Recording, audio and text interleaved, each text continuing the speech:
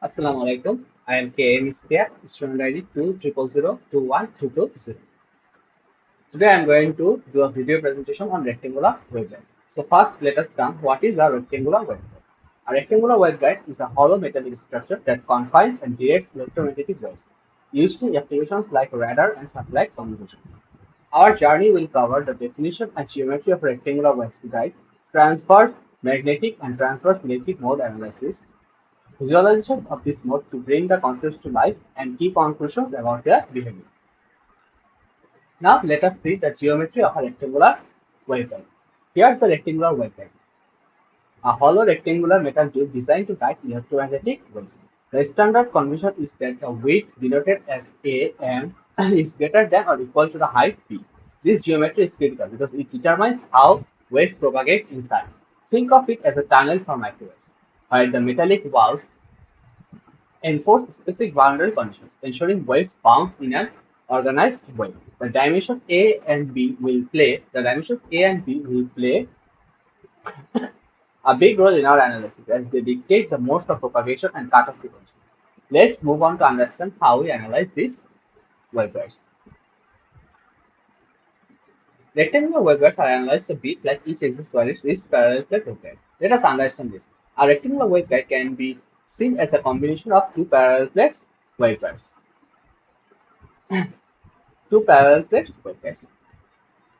Some notes on the rectangular waveguide. Most classic waveguide example is a rectangular waveguide. Some of the first waveguides used for microwaves are also rectangular waveguides.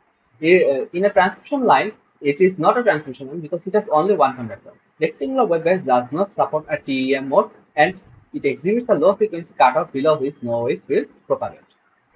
Now we do the TE analysis of a rectangular waveguide. Here, if we recall the TE analysis of parallel plate waveguide, we see the governing equation of TE analysis is delta square by del x square h0 comma z delta square by del y square h0 comma z minus kc square h0 comma z equals to 0. Where h0 comma z is the magnetic field and kc square is the cutoff frequency. Here we also know that kc square equals to k square minus beta square. Now, after a solution is obtained, the remaining field components are calculated according to. We have already derived this in the parallel plate waveguide, so I'm just gonna say the terms. H0 comma x equals to minus j beta kc square by delta delta x h0 comma z. So each of these are for parallel plate waveguides, and here 0 comma x means that there are two parallel plate waveguides, and all these things are derived on the basis that e to the power e0 comma z equals to 0. Now we go to the general form of the solution. From the geometry of the waveguide, the general form of the solution can be immediately written as hz x comma y comma z equals to h0 comma z xy e to the power minus z beta z. It shows that the wave is propagating in the z direction. That's why there is only x and y, and e to the power minus z beta z also represents that the propagation is in the z direction. Now, if we view the rectangular waveguide as combination of two parallel waveguides, we can separate the variables. Like there is x direction and there is y direction. Like there is an parallel cut waveguide in the x direction and the parallel cut waveguide in the y direction. So we separate them h0 comma z x y into x of x and y of y. We separated them and then multiplied them because there are two dimension and two parallel cut waveguides. Now, after the separation of variables, we again went to the solution. The solution is written as a product of two 1D functions, x of x and x of y, y of y. Here it is written there. Now we substitute this value like h0 comma z x of y equals to x of x and y of y into this equation. When we substitute that, we get this equation, that is delta square del x square xy plus delta square del y square x square minus kc square xy equals to 0. Now we have here drop the x and y notation just to be compact. Next, we separate. Like here it is x and on the upside there is x square, so we separate. We keep only the x and separate the y here. Similarly, we do this thing for this one here. There is y and there is y, so we separate the x and keep only y. And here it is just as it is. After that, we divide the entire equation by xy. After we divide the entire equation by xy, we get 1 by x d square by dx square x plus 1 by y d square dy square minus kc square is also 0. Why we did this, we'll come to see it in the later slide. Here we can see that the derivative becomes ordinary because x of x and y of y have only one independent variable s. Here x is with x and y is y. So each of them has only one independent variable. Keep this equation in mind. It will be used later in the slides. Next, we give our attention to the x dependence in the differential equation. So if we keep this separate, since we are focusing on the x dependence, therefore we keep the x part and try and turn the y part into minus kx square. How do we derive this? Here it is seen how we have derived the minus kx square here. The next we do the same thing for the y case. We keep the y part and the rest of the part we transform it into minus k square y. So the equation becomes d square x by dx square minus kx square equals to 0 and d square y by dy square minus k square y equals to 0. How did we do minus kx square and minus ky square? This is here written. It is the basic definition of the differential equation of a wave equation. Now, if all of this is correct, then if we add these two, we will get the main equation. So let's add this to here. Let's add this to 1 by x d square x square minus k x square plus y square. So if we add this to, we get minus k square minus ky square. Now we also know that kc square equals to kx square minus ky square. So instead of, if we keep the, so if we take the minus as common and then we can replace the kx square plus ky square to kc square, then we get the 1 by x d square x by dx square plus 1 by y d square y by dy square minus kc square. If we remember, this was the original equation here. So it supports our hypothesis that we can derive the original equation into two of these equations.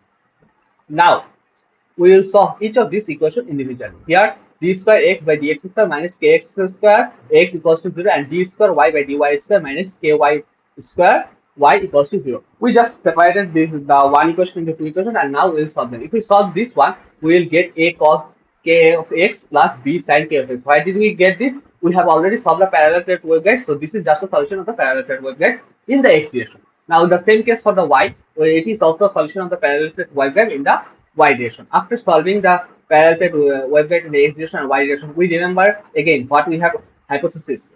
Our hypothesis was the two parallel plate waveguides are multiplied with one another. So after we find the solution, we have to multiply the two solutions with one another to find our actual solution. So in here, the overall solution is 0, z x of y equals to x of s, y of y, and equals to the two solutions are multiplied one another. Yeah, this is what happened. This is our final solution.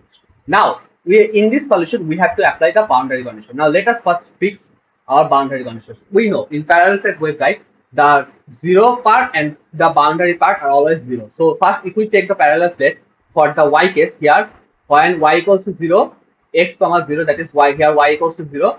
This the e is 0 comma x equals to 0. Similarly, e equals to 0 at y equals to b. Similarly, when we take the parallel plate at the x direction, here when x equals to 0, the e equals to 0, and when x equals to a, the e equals to 0. So there are four boundary conditions. In parallel plate, we have two boundary conditions, but in rectangular parallel plate, in rectangular waveguide, there are four conditions because rectangular waveguide can be considered as the combination of two parallel plates.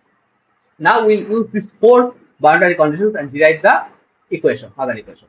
Now let's see, we have already, why did we find this equation? We have already found this equation for the parallel plate waveguide. But now here there is x and y, and we have already found the value of h0, z above.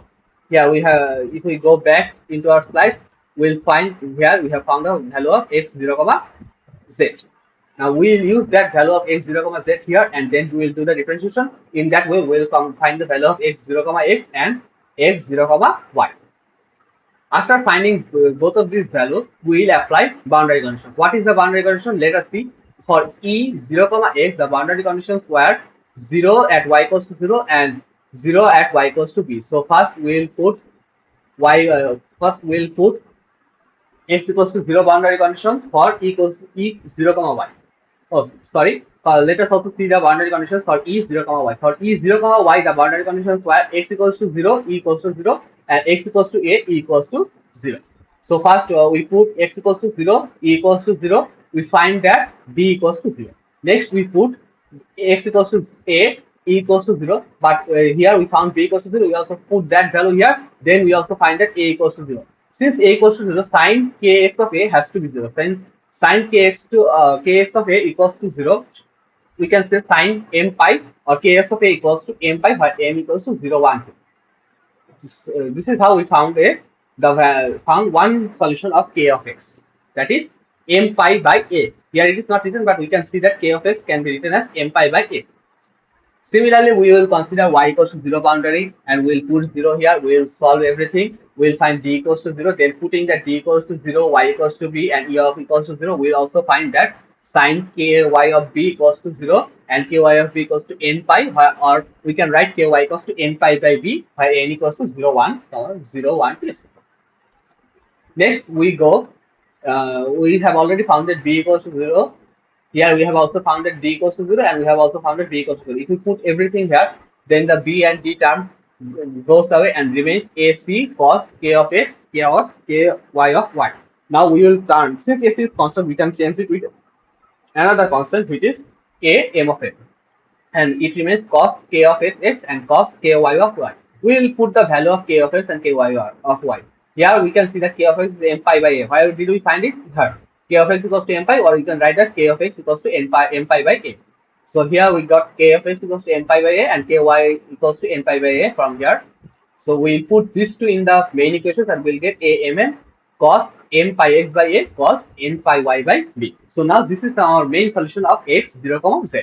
However, now we have to find the other solutions. That is, using this solution, we will find the value of e 0, x, e 0, y, a 0, x, and a 0, y. All the equations we have written in our previous class, all the equations, in those equations, we always had this one value.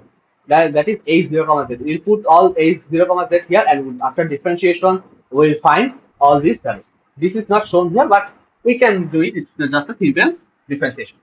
Now here we can see that it is only on the basis of x comma y, but we need a three-dimensional case. So we have to use x comma y comma z. So in the second part we will do the x comma y comma z. Now while we bring z, we have to give e to the power minus z beta z. Why e to the power z beta z? It shows that it is propagating in the z direction. So we will use everything here and we got. And remember, e to the power z was always 0 because it was propagating in the z direction and it was TE mode. So thus we did the TE mode solution and we got everything here. It was our overall electric and magnetic field positions for the TE mode. We can also find the TM mode using the same method. Just we have to consider, instead of e to the power z equals to 0, we have to consider this one, h to the power z equals to 0, and derive everything the same way. Now after TE and TM mode, we can just go into another topic, that is phase constant, which is beta. Now if we remember the cutoff wave number, kc equals to kx square plus ky square. After analyzing the boundary condition, the expression can be written as kx equals to m pi by a and n pi by a. Where did we get this? Here. Here we can see that kx equals to m pi by a and ky equals to n pi by b. So we use that value and put it here. After we put it the value, then we get kc square equals to m pi by a whole square plus n pi by beta whole square. Now the phase constant beta is therefore kc square equals to k square minus beta square. We do the side change, then k beta square becomes k square minus kc square, or k square minus kc square can be written as k square minus m pi by a whole square minus n pi by beta whole square. Thus we got the value of phase constant beta. Now again we use the value of phase constant beta equals to root over k square minus kc square. Now the phase constant must be a real number. So to have a real number, k square minus kc square has to be a positive number. So to become a positive number, k square minus kc square, k has to be greater than kc. If k is not greater than kc, then inside the root it will be a negative number, which will give a imaginary number. But beta phase constant must be a real number, so k has to be greater than kc. If in any time k is less than kc, the mode is cut off. That is, the waveguide will not support it, and from this the cutoff frequency fc can be derived. So k is greater than kc, or omega root over mu e. We know that k can be written as omega root over mu e. It has been derived a lot of times before, so I'm not going to get into its derivation. Then we know omega equals to 2 pi fc. We can write 2 pi fc root over mu epsilon equals to kc, or we can write that fc equals to kc by 2 pi root over mu epsilon. Now we know 1 by root over mu epsilon can be changed into c, but we are not do this. Kc equals to, however, we will change the value of kc. 1 by 2 pi root over mu epsilon root over m pi by a square plus n pi by a square. Where did we find this value of kc, m pi by a square plus n pi by a square? Here.